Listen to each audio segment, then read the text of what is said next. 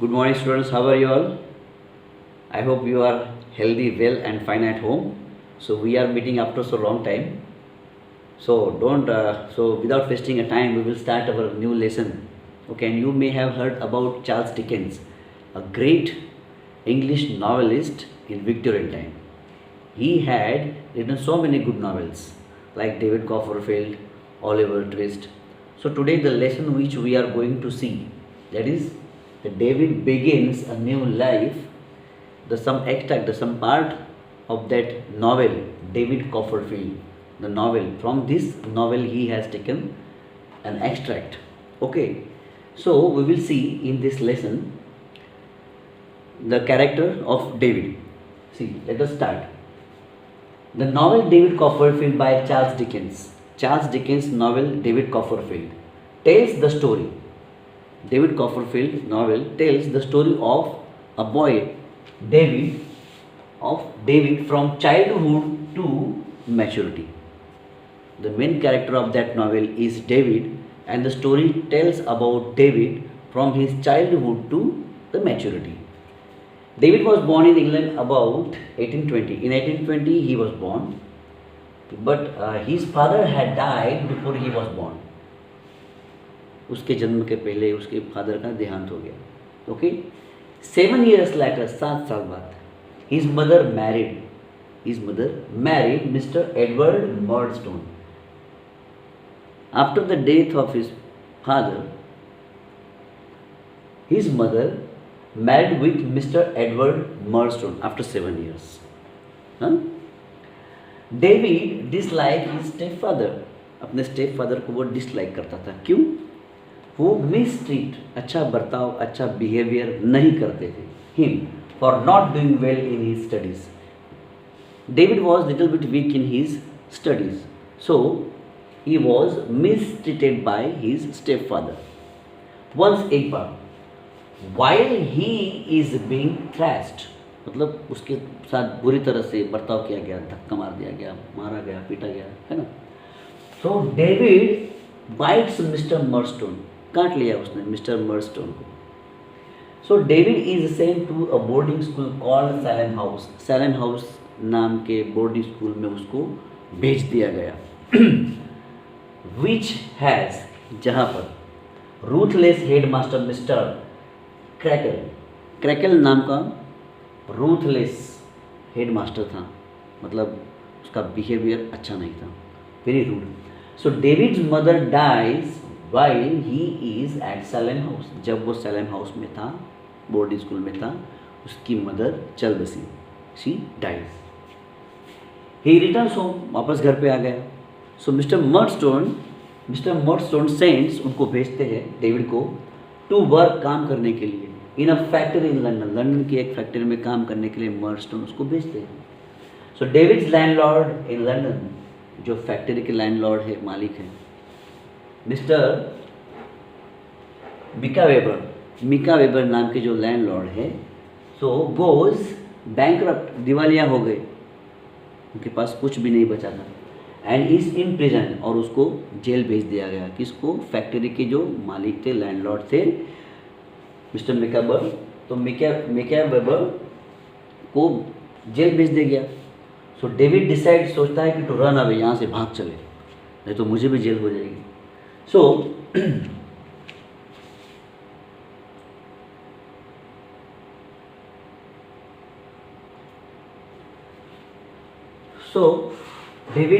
David's only relative, उसकी एक ही अब रिलेटिव थी, हु कैन हेल्प हिम, जो उसकी मदद कर सकती थी, is his aunt Miss Betsey. Miss Betsey नाम की उसकी जो आंटी थी, वही एक थी जो उसको हेल्प कर सकती थी. वो लिव्स इन डॉवर, लंदन से थोड़ा दूर डॉवर में वो रहती थी. So he walks all the way from London to Dover. तो चलते चलते पैदल ही उसने लंदन से डॉवर जाना शुरू किया. Now read, see, my journey to Dover was very difficult one. तो वो कह रहे हैं, मिस्टर डेविड कह रहा है कि मेरा जो प्रवास था, my journey to Dover was very difficult one, बहुत ही डिफिकल्ट था. आई वॉज रोब्ड, मतलब मुझे तो लूट लिया गया था. Almost as soon as I had left the house, जैसे मैं घर छोड़ा था, सब पैसे वैसे सब खत्म हो गए थे, पूरी तरह से लूट चुका था। I had no place to sleep, सोने के लिए जगह नहीं थी। At time I slept in haystack, घास चारा वगैरह जहाँ पर ढगला होता है वहाँ पर मैं सोया था। दैट लाइफ इन डेजर्टेड बान, एम्प्टी बान, बान मतलब जो गोडाउन वगैरह जहाँ पर अनाज वगैरह रखते हैं जैसे, तो वो अनाज का जो गोडाउन था वहाँ पर मैं घास के चारे पे मैं सोया था। आई एनकाउंटर डेंजर्स, मतलब मैंने एनकाउंटर किया, एनकाउंटर मीन्स बहुत तरह की परेशानी का सामना किया। I encounter dangers of all kind, सब तरह के एनकाउंटर्स किया, डेंजर्स का मैंने सामने किया। I got a 6 mile ride in a cart, cart मतलब जो जैसे कि बुलक कार्ट होता है ना, बड़द गाड़ू वगैरह जैसे, तो फिर हॉर्स कार्ट वगैरह, तो ऐसे कार्ट में बैठ के मैं 6 माइल तक तो चल के आया, मैं बैठ कर आया। And I walk the rest of the way, लेकिन बाकी का the rest of the way, बाकी का जो रास्ता था तो मैंने चलते चलते पार किया। To my aunt Miss Betsey's house, तो वहाँ से कार्ट से फिर चलते चलते मैं मेरी आंटी के घर तक आया। My shoes were in a woeful condition, बहुत ही बुरी कंडीशन में थे मेरे शूज़, मतलब डर्टी और एकदम फट गए थे ऐसा। So and my cap was fried and battered, battered मतलब एकदम गंदी हो गई थी, बैड कंडीशन में, है ना। तो my cap was fried and battered, I looked miserable, बहुत मैं ऐसे दुखी लग रहा था। In my clothes that had been torn, फट गए थे मेरे कपड़े भी, कुछ फट गए थे। तो मैं बहुत ही मिजरेबल दुखी लग रहा था। And soiled with heat, due and grass, घास और हीट वगैरह इसकी वजह से वो, और मिट्टी जैसे मेरे कपड़े हो गए थे पूरे। So while searching for aunt Betsey's house in Dover, Dover में मेरे आंटी का घर ढूंढते ढूंढते आई मेट हर हैंडमेड, मैं उसकी नौकरानी को मिला। एंड शी लीड मी, मुझे लेके गई टू द हाउस, घर तक लेके गई। वेयर, जहाँ पर आई वॉज डिस्टाइंड, मैंने जहाँ जाना सोचा था, मेरा डेस्टिनेशन था। To find refuge and care, refuge मतलब आश्रय, जहाँ पर मुझे रहने को मिलेगा, ऐसा मैं जो सोचा था। तो वहाँ डेस्टिनेशन तक वो मुझे लेके गई जहाँ पर मुझे जाना था। ओके, देन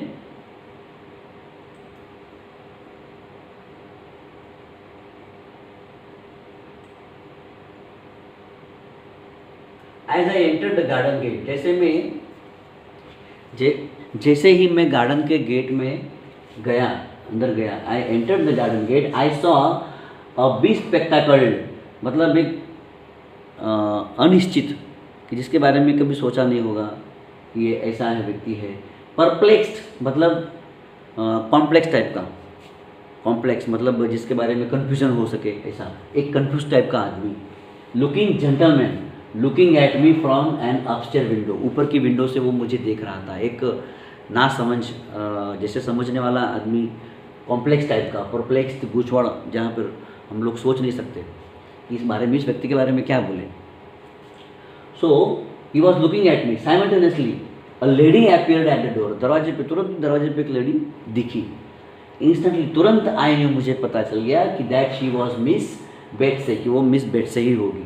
बिकॉज क्योंकि she walked out of her house, वो अपने घर से बाहर निकली, गार्डन में आई, just the way my mother had described her, जिस तरह से मेरी मम्मी ने मुझे बताया था आंटी के बारे में, तो मैं समझ गया। Usually way of entering ours at Blunderstone, Blunderstone जहाँ पर वो रहता था मम्मी के साथ, वहाँ पर आंटी आई थी। तो आंटी का बारे में मेरी मम्मी ने वर्णन किया था कि ये आंटी ऐसी है, वैसी है, वो ऐसे चलती है। तो आई गेस्ड, तो मुझे पता चल गया। तो लुकिंग एट मी, मेरी तरफ देख के, शी शाउटेड, चिल्लाई, go away, no boys here, यहाँ पे बॉयज़ की ज़रूरत नहीं है, गो अवे। आई प्लीडेड, मैं रिक्वेस्ट करते हुए, प्लीज़, विनंती करके, इफ़ यू प्लीज़ मैम, अगर आप मेरी बात सुनोगे ma'am please. She stared at me, मेरी तरफ देखते हुए, वॉन्डरिंग, आश्चर्यचकित होकर मेरी तरफ के, हु है, आई वॉज, कि मैं कौन हूँ, ऐसे देख के। If you please and I am your nephew, अरे मैं आपका भतीजा हूँ मैं। आई रिपीटेड सॉफ्टली मैंने जवाब दिया। And Betsey reaction,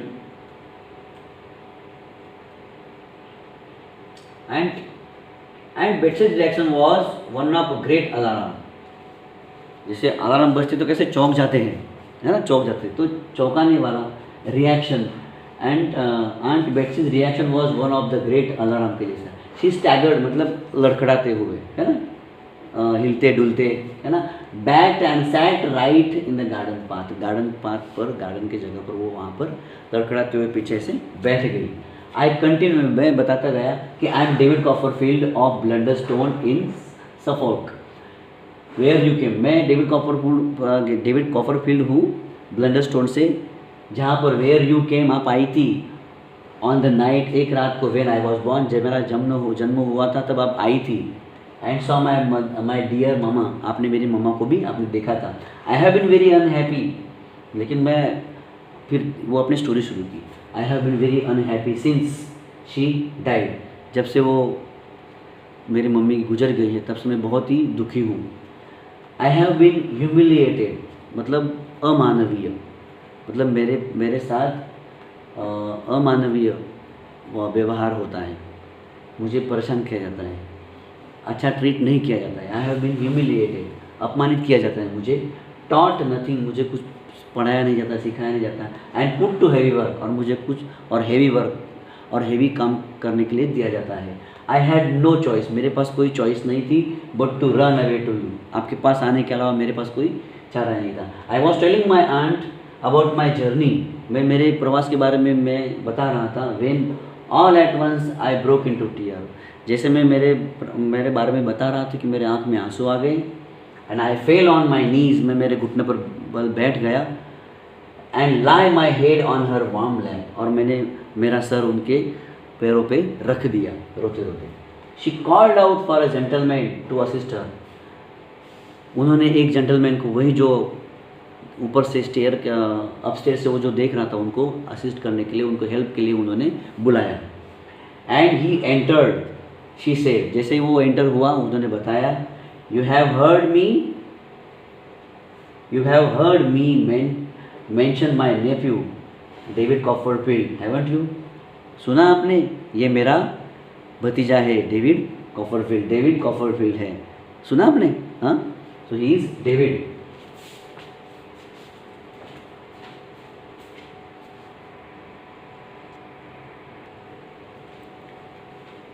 Haven't you? Mr. Dick, seeing that person name was Mr. Dick, seemed to be perplexed, complex type का, है ना, confused. But Miss Betsy continued to speak, लेकिन उन्होंने अपना बोलना शुरू रखा। Well, this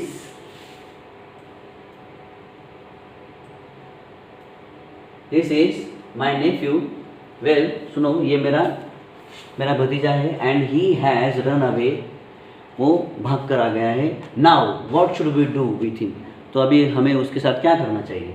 so Dick suggested that I should immediately be given a bath, उन्होंने बताया कि सबसे पहले तो इसको नहा लेना चाहिए, नहलाना चाहिए। The bath took away some pain from my aching limbs, जो मेरा शरीर दर्द कर रहा था तो उससे उसको रिलीफ मिलेगा। I was cloth in a shirt and a pair of trouser, मुझे एक शर्ट और ट्राउज़र दिया गया, that belongs to mister Dick, जो मिस्टर डिक का था। Then I was covered in 2 great shawls which warmed my body, फिर मुझे 2 शाल में मुझे शाल दिए गए, इसको मैंने पहन लिया जिससे मुझे बॉडी मेरी गर्म रहे। I fell into a deep sleep and I was waken up at dinner time, और फिर मैं सो गया, डीप स्लीप हो गया, काफ़ी गहरी नींद में सो गया। फिर मैं रात को डिनर के टाइम पर उठा। The dinner was a treat, एक मेजबानी थी dinner, as I had not tasted good food for long, कई दिनों से मैंने अच्छा खाना, टेस्टी खाना खाया नहीं था, तो ये मेरे लिए एक मेजबानी थी। आई नैरेटेड माई एगोनाइज्ड पास्ट, मतलब दर्द भरा, एगोनाइज्ड मेरा पास्ट में बता रहा था, बयां कर रहा था। I narrated my agonised past to my aunt in as much detail, जितना डिटेल में हो सके तो मैं मेरे आंटी को मैं बता रहा था, as I possibly could. I was deeply anxious regarding my future but I choose not to talk of it that night, मैं मेरी आंटी को मैं सब बता रहा था कि क्या दर्द मैंने सहन किया है, और फिर आई वॉज एंशियस कि मैं मेरे भविष्य के बारे में भी मैं थोड़ा एंशियस था, जागरूक था, उत्सुक था कि अभी आगे क्या होगा, मुझे आगे क्या करना है, मेरा फ्यूचर क्या होगा। लेकिन उस रात को मैं कुछ बताना नहीं चाहता था, बस वो रात खा कर फिर सोना चाहता था। Okay guys, this is a long lesson, so the remaining part we will continue in next video. Okay.